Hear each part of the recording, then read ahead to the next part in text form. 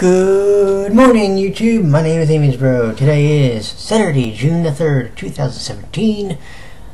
As of this recording, we're just under 11 hours away from being 20 days away from the big day, which will be the 7th anniversary of Otome Sama, and it is something I am very much looking forward to.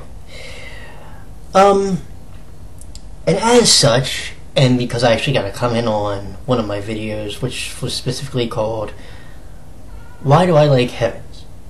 Now we're going to talk specifically about Utapre as a whole.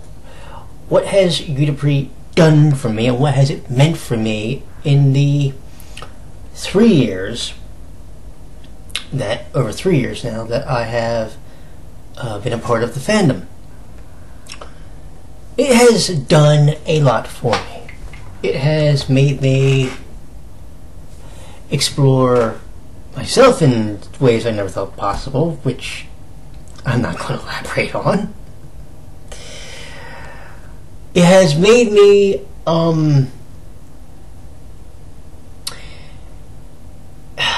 do I explain this? It has made me really look at shows that otherwise I wouldn't really be hyper analyzing, and it's made me really look at characters that others might not like, and made me go, well, have we thought about this? It has also one of the shows that really made me think about the way the show was wrote, the way they developed certain characters within the series, the way certain events happened that maybe if they were wrote differently, fans could get a different outlook on them. And of course we know where that would go back to. Like Utapre, to a lot of people, like I see one meme go around every so often, and the meme reads, I watch it for the plot, and it's there's a person sitting in front of their computer, and they're talking about the show, and then the punchline is, so what's the plot of the series? And the person turns around and goes, plot? And here it's Utapre Modulov 1000 on their computer. Like, Utapre's characters, arguably the single most complex in the series. Now, I've always made the argument that Heavens's were more complex at times than, say, Stardust, and I don't want to say that the series over time has started to really bear that out to me, because that would be unfair to the people who are fans, obviously, of, say, Quartet Knight or Stardust. But when I look at Heavens, and just when I look in the series in general, yes, there are things they're not telling us, but we also have to know that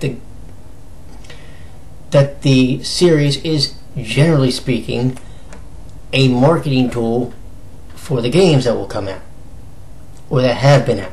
Like, say, the original game, well, as we now know, Repeat Love, Amazing Aria, Sweet Serenade, Debut, All-Star, All-Star After Secret, Dulce Vita when it comes out. The Heavens game, which is eventually going to show up, it's going to happen. And it makes you sit down and really look at the way a character is wrote. People can say that Utapre's not a perfect series. This is true. This is 100% an accurate statement. But what Utapre is a series that is going to at some point stand the test of time. Because it doesn't matter what group or groups you like, even if you like all three of them. The entire universe, which Broccoli has built out over the span of a almost 7-year time span. Think about that. 7 years between the games and the animes and of course the fan doujins that have been made. Think about what people have done. They have looked at what started as 6, then became 7, then became 11, now it's become 18. And or you can argue 20 if you want to include, actually if you want to really break it down, 21 if you include the 3 other rich, which apparently Shining Otome was one of them in one of the games. But if we break it down to just the anime-verse, and that universe that they're building, that they've carefully constructed for 6 years, it's no wonder people have been gravitating to it. And here's the thing, the longer the series goes, no matter what, it's going to start attracting more and more people. More females, be they in their teens or older, or it's going to also attract more males. The males come for the music and the stories of the characters. The females might too, but they also come for the eye candy. And some guys might too. Yeah, I'm just saying. And there's absolutely nothing wrong with that, by the way. Because look, hey, I got no shame in saying there's a couple characters that caught my eye over the 3 years that I've been into the series already. This is the way Utapri is, and this is the if you want to, this is the way the poison, if you will, has infected people, but there is no antidote to this poison. No way, no how, no time. By the way, in case you're wondering what I mean by that, that was actually a reference to Poison Kiss. When I started watching in January of 2014, and I watched season 1, I watched the original DVD. Then I watched season 2 on Crunchyroll to catch up. Season 3 was my first season that I watched in real time, which is when Quartet Night, the group that was for me the star attraction to come into Utapri, which this was an interesting thing for me because before, how do I explain this? Before Utapri, I always knew who the main characters were, and those were the characters that I always focused on, and I typically rooted for them. Well, when it came to Utapri, things started to change. Yes, Stars was the main characters. Yes, there was members of Stars that I really grew to like, or I started to like. But for me, when I read about them over time, for me the star attraction was Quartet Night. They were the reason why I originally started to watch, because when I was reading things to research the series before I watched it, I learned a little bit about the members of the QN. And it's also why I predominantly, when I write fics, you will almost always see a heavy dose of Quartet Night and Heavens. The reason is because Quartet Night had something to their substance that, like, the gateway obviously is Stars, but they have built on that foundation, and to explain it to you is, it's not that it's hard, but there's a lot of layers to it. And then What I didn't know, and I'm being perfectly 100% honest, what I didn't know was that Heavens, after my first encounter with him, I went back and I said, you know what? I wasn't giving them a fair chance. And then I started watching again, and then I started thinking, well, okay. After the second encounter, I said, oh, okay. Maybe if something happens and they come back and they're given any kind of a focus in a future season, maybe I can start to really take to them. Because to be perfectly honest, there was nothing wrong with the trio. Okay, Ichi had his issues and his come-on game was way too strong for some people. But what I started to figure out was, very quickly, he and the other two at the time, they weren't the issue. Much like with Starish, they aren't the issue. The issue is the person that basically owns them. That's the issue. It's the same thing with Heavens. And we started to see that really build once we got into season 4. Because what we started to see was the reason the Heavens members were the way they were, the individual members, were because they had their own personal challenges that they either fought through or were fighting through. And they had a lot of demons. A lot of demons. And it's not that they're just going to go away in 2 seconds because somebody writes a song for them.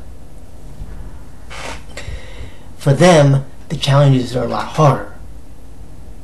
Especially once we saw what happened during episode 11, and then even building to the finale, which had me raging in more ways than you can imagine.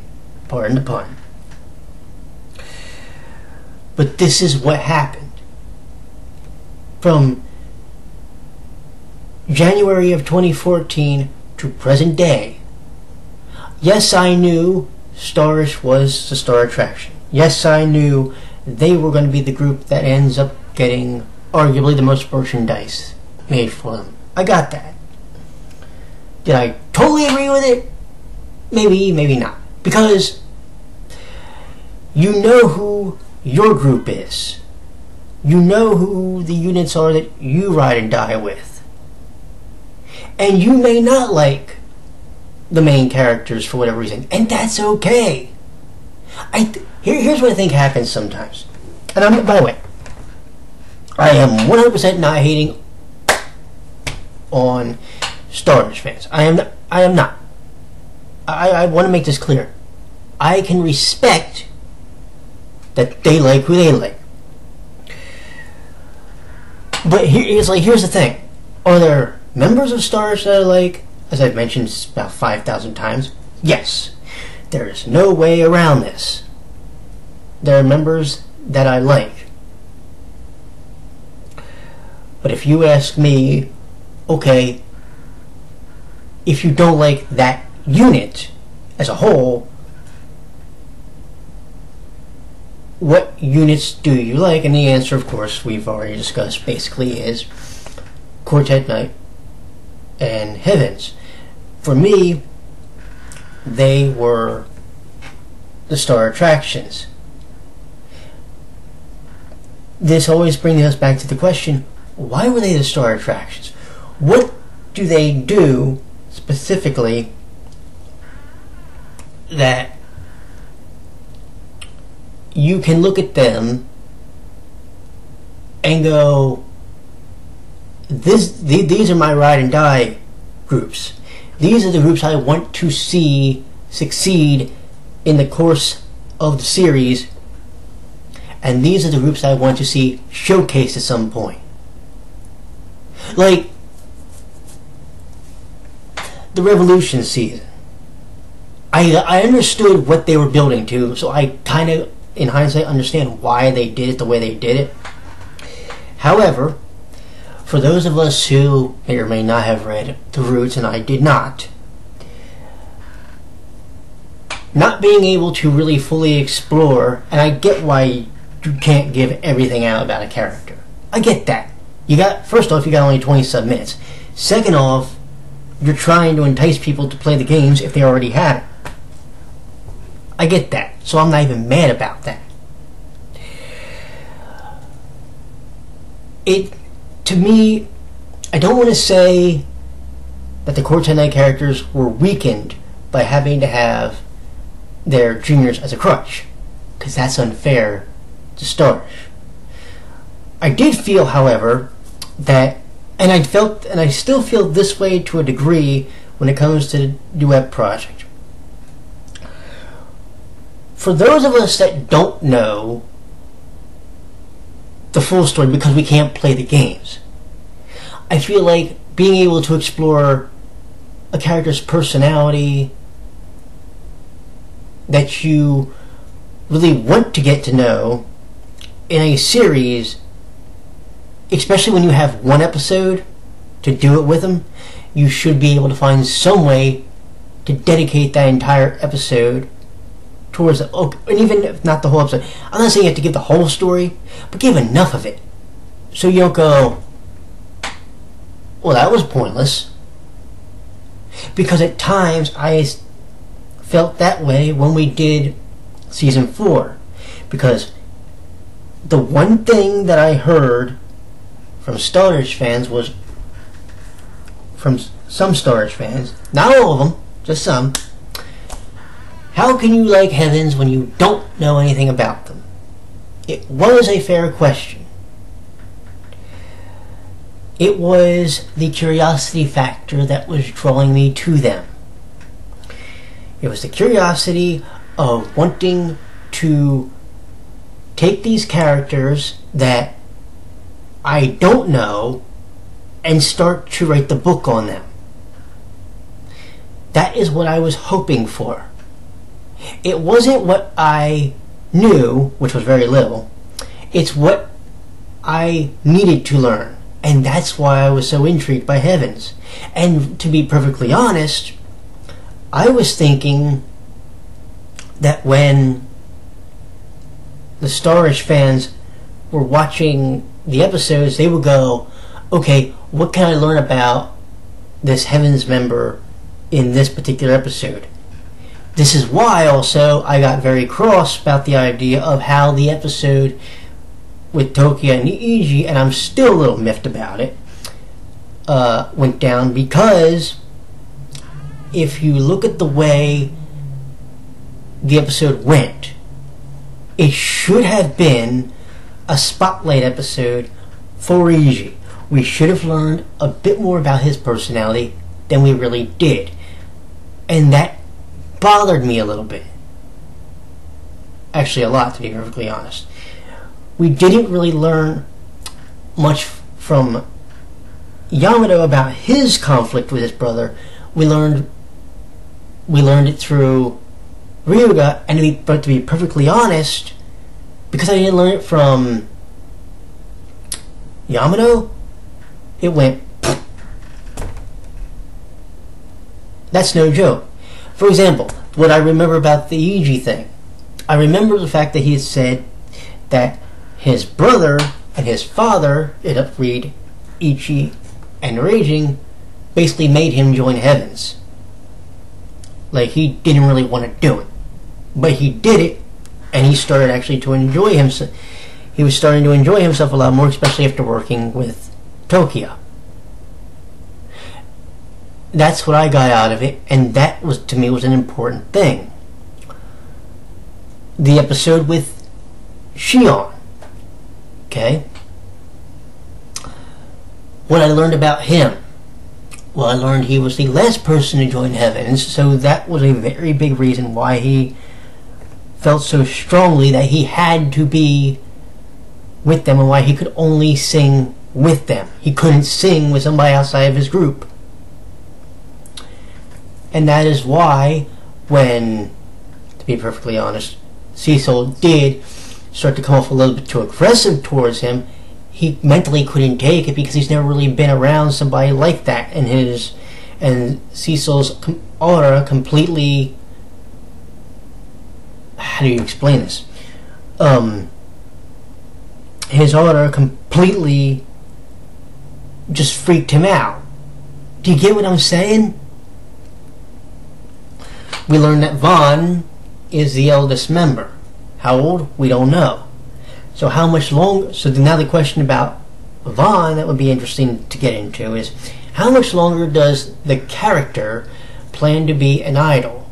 Because idols' shelf lives, let's be honest, in a lot of cases probably isn't that long, especially if they want to get married and have a kid. We don't know that that's going to be his game. Well, he does have a thing where he wants to date Otome. More power to him, and he knows his end game. But it would be interesting to see how that story ends up developing over time with his character. Do you see? When you look at someone like, say, well, let's use effectively the two people that I call the leaders of Heavens, or the co-leaders. Let's use Kira and Ichi. Right? Let's take them now. Okay? I look at them as the co-leaders. And I believe the surrogate, in many respects, it is possibly going to end up being Ichi if things happen. Okay? When you look at the way they are, yes, you got someone like Ichi, who's a very broken individual. His bravado hid a lot of mental scars that he's got.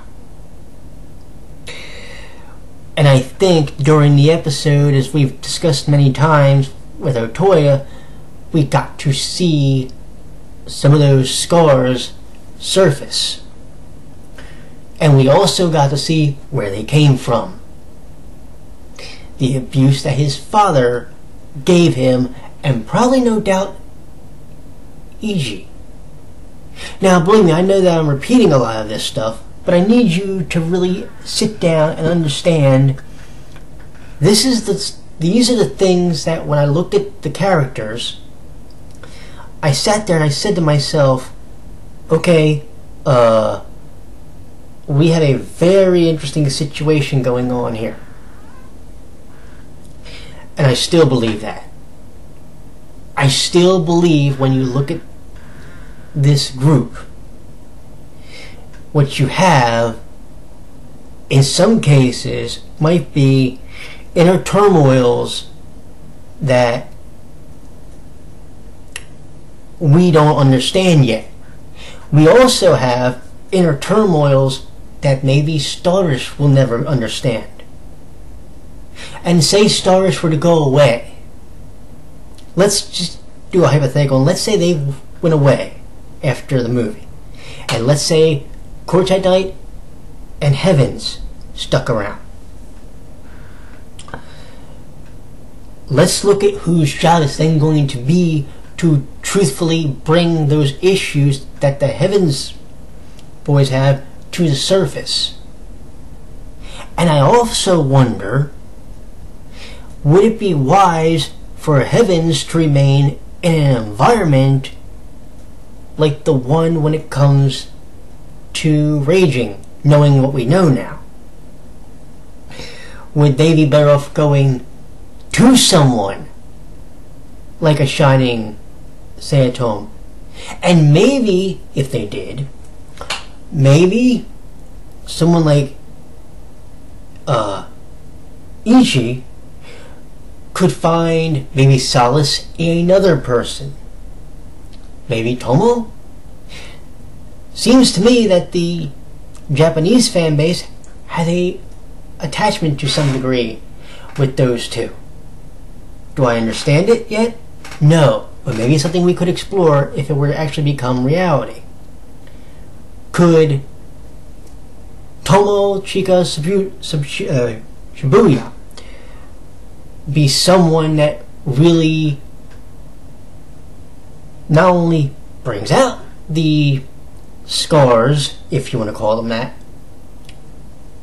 of Otome, but also could she be the one that starts to heal him after what happened with his father?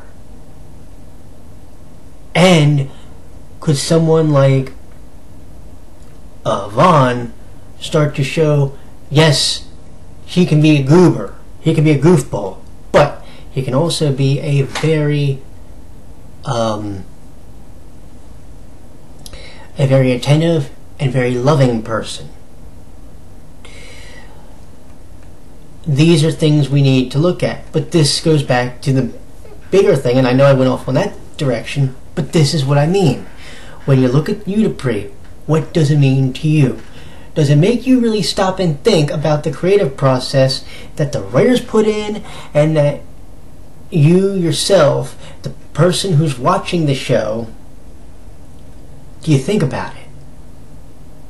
Do you sit there and go, why did Raging do what he did? Why is Iji the way he is? Because I'll tell you something, somebody drew a fan art that actually legitimately broke my goddamn heart when I looked at it. And I'll try to make this as brief as possible because we're going on 30 minutes. And I gotta upload this video. But I saw a fan art, and it was Iji, and he was making a curry. And I guess he got a text message from someone. We're gonna guess because I couldn't read it, but I'm gonna guess it was Ichi, and he was running late. It was either him or Raging, and you see him look at the picture that is sitting on the mantle, and he puts the curry down on the table, and he sat there alone to eat it. To say that I damn near cried over a fan art is an understatement. Because it was one of the most emotional things I'd ever seen. I could only imagine that poor kid having to do that growing up. Probably one of the most talented cooks in the Otome house. He might be the one that does the cooking. He might be, of all of heavens, the most talented cook. And then you've got your brother, who unfortunately has to do idle things. You've got your father, who runs the agency, and you look at it and you go, this is why he was so nervous, especially to be around all these people, because he's not used to it. Now he's in heavens, so now he's gotten more accustomed to it, yes, and he started to really come out of his shell as a character. When you look at the way the Triple S went, but just imagine what he probably had to deal with as a kid, because growing up, who was around to help him? Who was around to really talk to him? That was family. Because again, look at his father, or look at his brother. It probably wasn't easy for him. The closest he may have had, and we don't know this because this is all speculation, the closest he may have had is maybe Kira. But we don't know yet. We don't know everything about Iji yet. We don't know everything about Kira yet. We need to learn. And this is why I keep screaming that we need to get the game. We need to get some way to get the backstory for Evans, so we can really start to open up our minds and our hearts to these people, to these characters. But this is what Utopre again does. It makes you analyze these things. Look at me. I'm doing a 30-minute video. this is how much I've loved this series.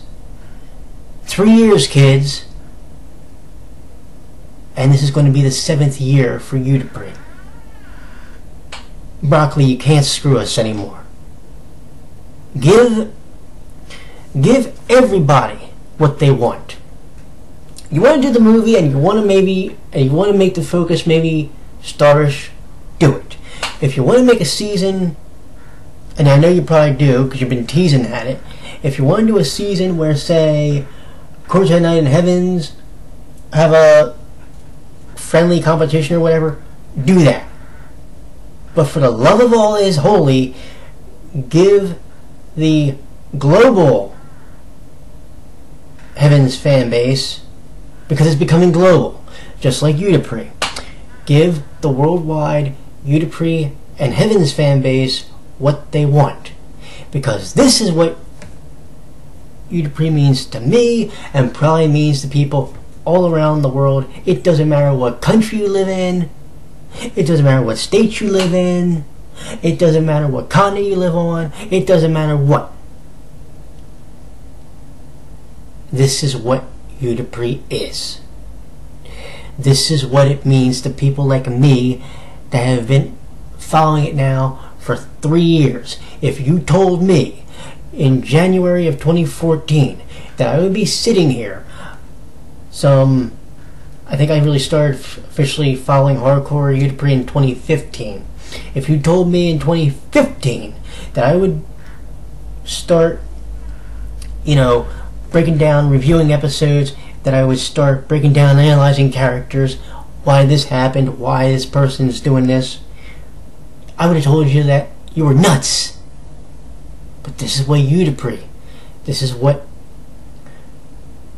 what Heavens, this is what Otome, this is what all these characters have begun to mean to me. To see if it was to ever go away. Yes, I would probably move on to another anime. Yes, I may start getting as hardcore into that one as I did Otome. But there's one thing that I will never, ever, ever forget. I will never forget the day that I encountered the 4 people of Quartet Night, the 7 members of the originally 3 members of Heavens, which became 7, and I will never forget the fact that those groups, those 2 groups specifically, were the people that made me really stop, look at the characters, break them down, and analyze them to the simplest form. Not just for me, but for the people that want to really get into the characters and to try and understand their motivations and why they wrote the way they are. Because, kids, this is the 7th year for Otome coming up. I want to see it make it to 10. And I actually want to see it go past that. I think it's going to happen. I think we're going to see it's going to have a legacy soon, like Sailor Moon does. Because everybody remembers Sailor Moon fondly 20 plus years after the fact that the original series is over. If you don't think that Otome is going to end up that way, you're wrong. I'll promise you that. And this is one of the main reasons that Otome means so much to me, is because it's going to, I feel, hit the Sailor Moon effect, where it's going to have not just the target audience of the young and the old females, but just going to start getting the males in there, if it hasn't already started happening. And you know it has. Now keep the momentum going. And you can do that starting June 24th. You've got almost 20 days to go. My friends, we've gone 35 minutes. This is the second longest video I think I've done in a very, very long time. If you watched this entire video, first off, I applaud you. But second off, drop a comment and let me know how much Dupree has impacted you in however long you've been following the series and the fandom, because Dupree has been around for almost 7 years. It's going to be around a lot longer. That's a promise. And it's going to take people like you and people like me to keep it going. Are you ready? Let's go. I'll see you in the next video. Take care, my friends. Bye-bye.